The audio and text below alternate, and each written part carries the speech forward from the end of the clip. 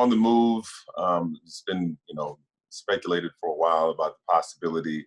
What was the original hesitance, and why was now the time to pull the trigger? I don't know if there's ever an original hesitance. I'm not sure where that narrative came from, to be honest, Michael. I think this is something that you do your due diligence on. We're always doing our due diligence around the league. What players may be available, what players we would like to target, and so forth. And the timing was right. The timing was right for us. And fortunately, anytime you get an opportunity to acquire or try to acquire a player of this caliber, it's something you've got to look hard at. And that's certainly something we did. And the process sped up very, very rapidly and very quickly over the last sort of 48 hours. Malika Andrews, ESPN. Hey, Sean.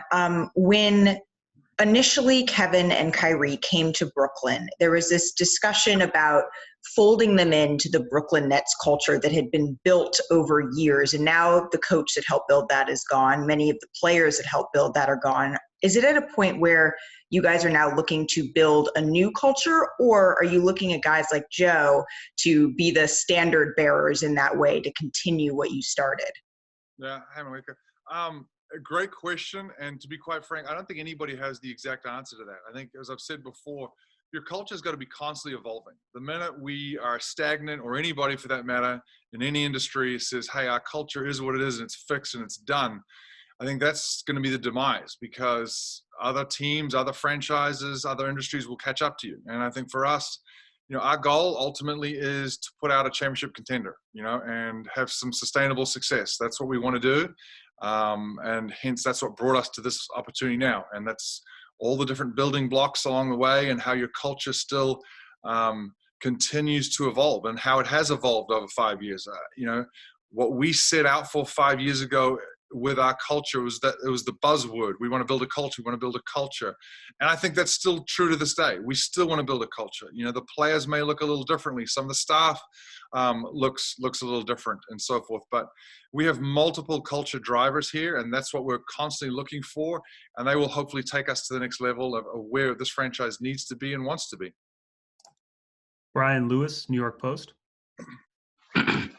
Hey, these trio of stars, two of them, some would contend, have been kind of high maintenance over the past week or so. I'm curious, how much of a challenge is that to get three outsized personalities meshing and defending? And then when you have a rookie coach, I guess, how much of an ask is that for Steve? Yeah, look, I think whenever you're meshing personalities, I think we've got to wait and see how this all fits on the floor and so forth. I think these guys have given us the right answers. They've said, hey, they want to play together. They can see this fitting. And I think they're at a time in their careers. I don't want to speak for each one of them, because I'll let them have their own voice and their own narrative around this. But I think they understand that there's, without a doubt, going to be some nights where one or two need to sacrifice for the other and so forth. But I think they're all looking for that common goal. We're all looking for that common goal, as I've said before, is to be the last team standing. And I think when you have a group that is willing to sacrifice and play hard, play together on the court, and they already have a relationship, a prior relationship to this. So I think that will help. We're not bringing guys in here that, the level of play that they are, that don't know each other from the past. So they have previous relationships will certainly help here. Bruce Beck, NBC New York. Sean, you have talked in the past about not marketing the future for the present. So what changed here?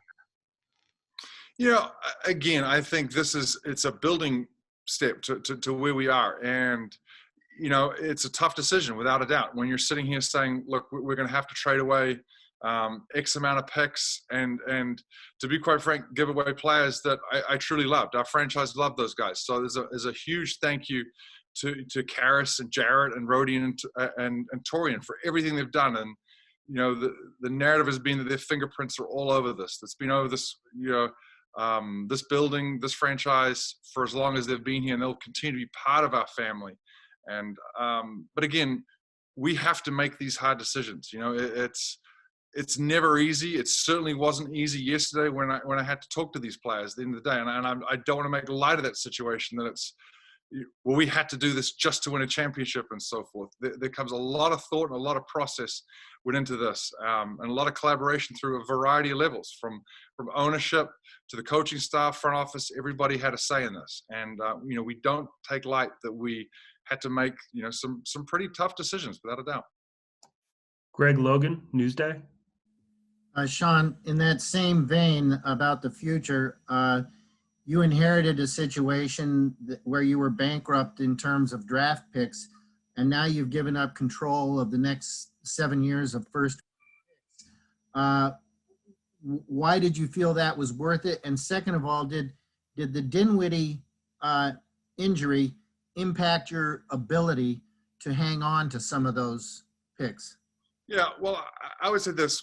We're not bankrupt right now, so there's still multiple ways to build. I think this group has shown some resilience in how to build, and we continue to build, and we will continue to build with or without the picks that we may or may not have now, and we'll show resilience through all of this.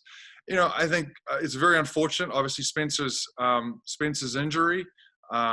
But we also need to capitalize, on the window and what's right in front of us right now, where that's why some of these decisions have to be made when they have to be made. And, we're looking forward to getting this group out there.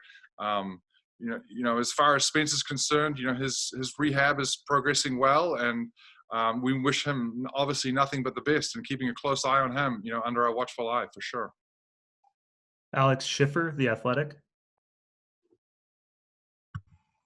Hey, Sean. Steve had said throughout preseason camp how, he hadn't really gone heavy on installing an offense and spoke more on the defensive side with things. Do you think you guys are better equipped to kind of bring a caliber like James's player on, given that you don't have to reinvent the wheel and overhaul a system? The wheel was still being built, so to speak. Yeah, sure. I think we know what James is capable, on the court. We've seen that when you're bringing in, MVP, first NBA team caliber player. He knows what he's capable of doing. And then when, we've had conversations with him, and, he's so eager to get on the court with these guys and be part of this and start fresh. So there's an excitement. I know our group is excited. Our coaching staff is excited. Again, when we brought in Kai and Kevin, you're learning from them. You're learning how they want to play, because there's no defense that they haven't seen already. And the same thing for James. So we're going to be learning from James, and, he'll be adding his piece, his thoughts and process to Steve, and helping Steve and the coaching staff out there. But there's already a prior relationship there as well. Howard Beck, Sports Illustrated. Hey, Sean. Curious if you have any update on Kyrie Irving, and tangential that are related to that. Did the situation surrounding Kyrie, the ambiguity or any lingering concerns there, have any impact on the timing or urgency of making this trade? Yeah, so to answer your second part there, no, they're completely separate from one another. Kyrie's absence and, the personal issues that he's dealing with, it has nothing to do with us, going after and attaining James Harden in this. Regarding Kyrie and when he'll be hopefully back and rejoining the team, part of that is going to be up for the NBA, and we're waiting for them to come out with, so they're ruling on the health and safety protocols. Hopefully we'll have a ruling soon. I have talked to Kyrie, so I know he's excited about getting back on the court with his teammates, as soon as possible. Christian Winfield, New York Daily News. Hey, Sean. I'm just wondering if there was anything you were looking for in particular from the group that you had that you didn't see that maybe led you to pull this trade off, or kind of was this trade already something that was going to happen in your mind at the beginning of the season? It was only just a matter of time. And second, given everything that you gave up to get James Harden, would it be fair to characterize not making the finals or not winning the finals as a failure this season?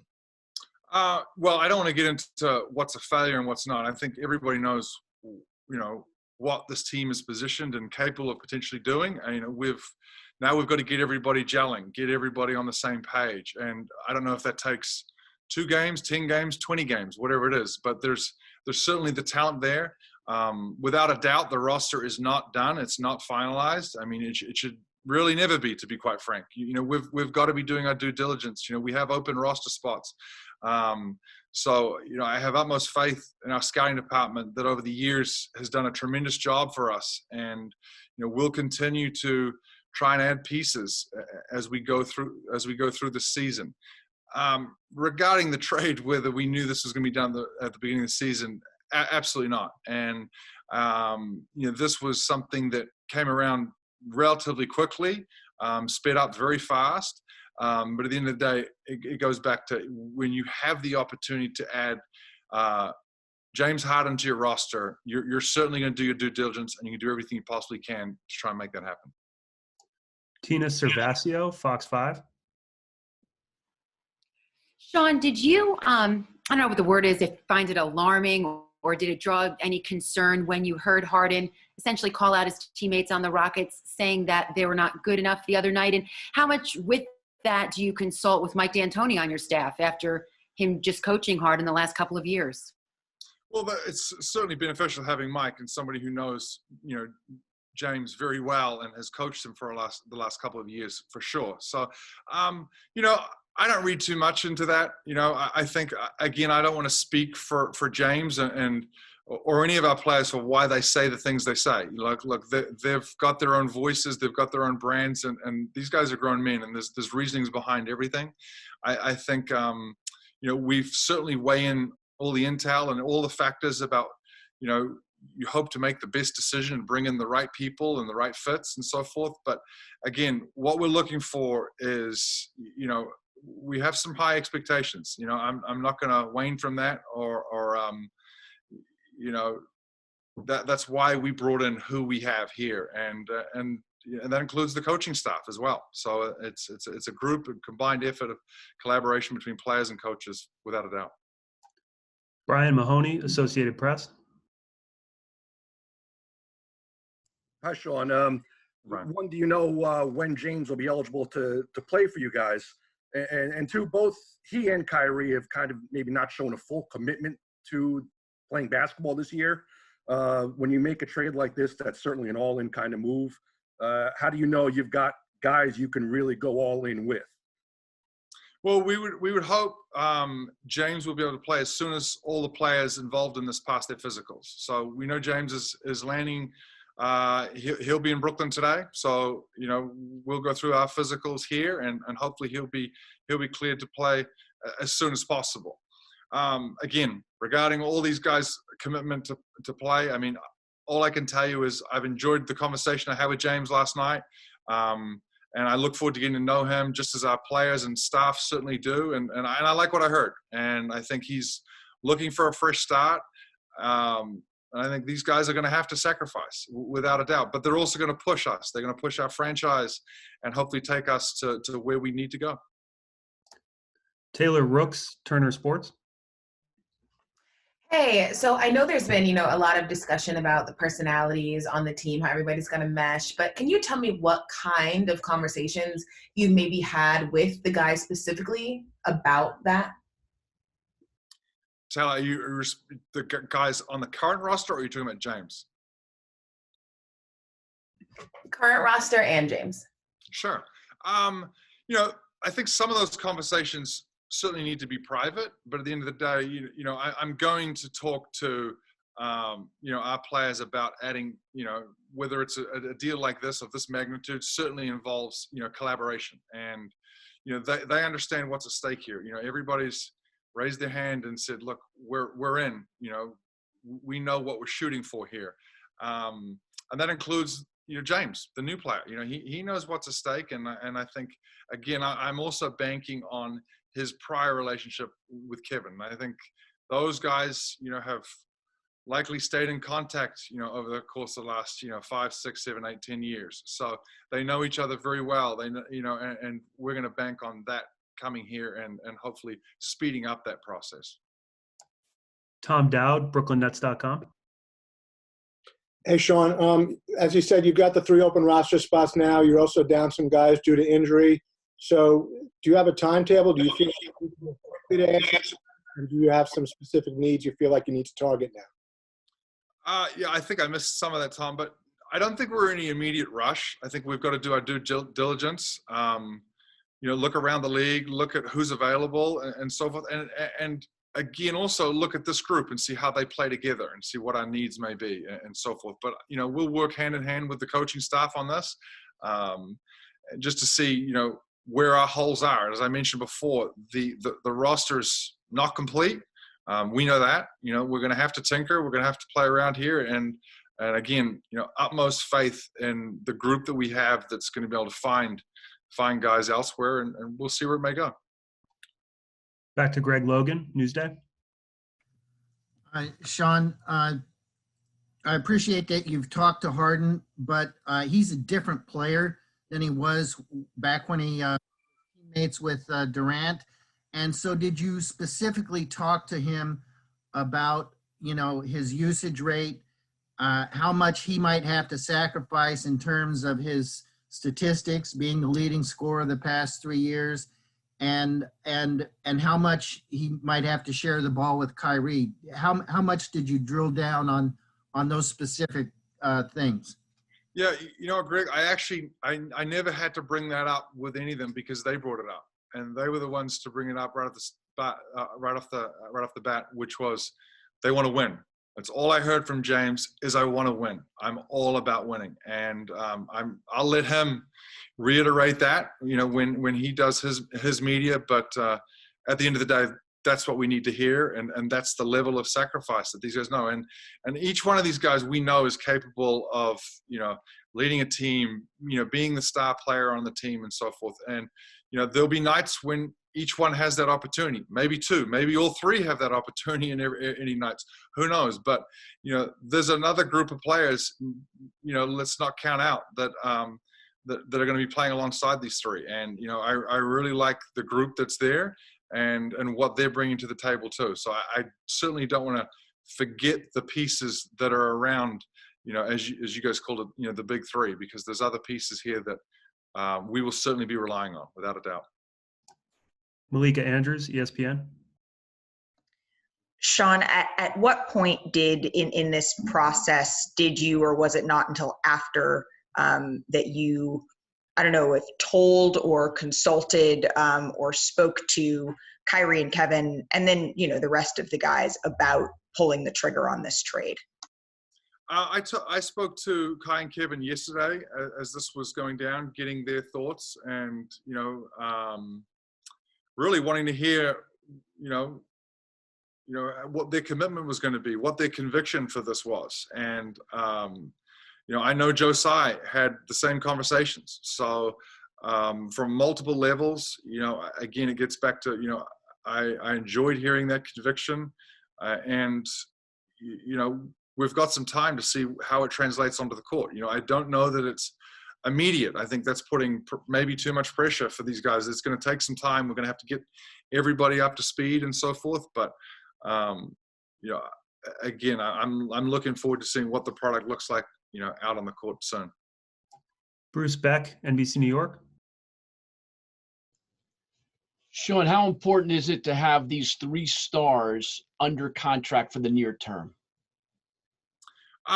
Very. I think that's great. I think we know the window that is upon us, and it's certainly exciting to know that. Look, for the foreseeable future, we have them here. We've re-signed Joe Harris this summer, so there's some other pieces to this group that we know we're going to be able to roll with for a while here, and that'll be exciting. We need to build continuity within that group and camaraderie, and that'll come the more opportunities to practice. And I think we've all seen how few and far those practices come by. So the games are going to be our practice, and with the current sort of climate around COVID, there isn't the opportunities to go and break bread as we would have done in the past and so forth. So the sooner we can get each other around each other, that'll be the best thing for this group. Christian Winfield, New York Daily News. Sean, obviously James is going to come in and replace a lot of the production that Karras brought. But in terms of replacing Jared Allen's impact, just how, number one, just watching him grow into the center he's become over these years, can you just talk about that, and how are you going to replace that impact that he's had on this team on the defensive end? Yeah. Well, I think, just take a step back first to look at what Karras and Jarrett, for example, both those guys have brought to our franchise, over the last 4 or 5 years has been nothing short of incredible. Amazing young men. And the respective teams that they're now heading to are certainly extremely lucky and fortunate to have them, because I'm very proud, and I think I speak for the entire organization. They will be sorely missed.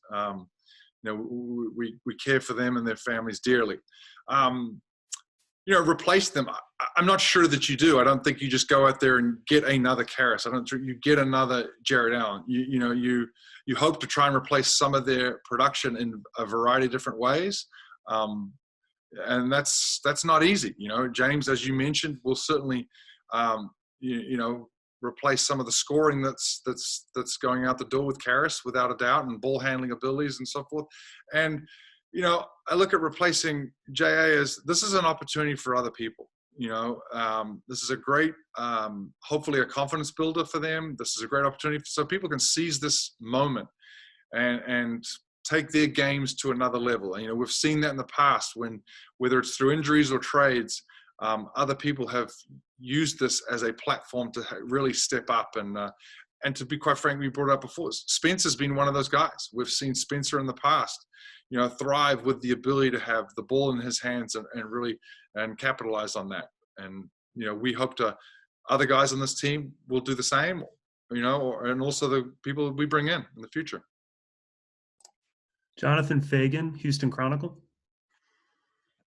Sean, when did you first get a sense that James was wanting to move and therefore could be available, and that your guys would want him to be part of the Nets?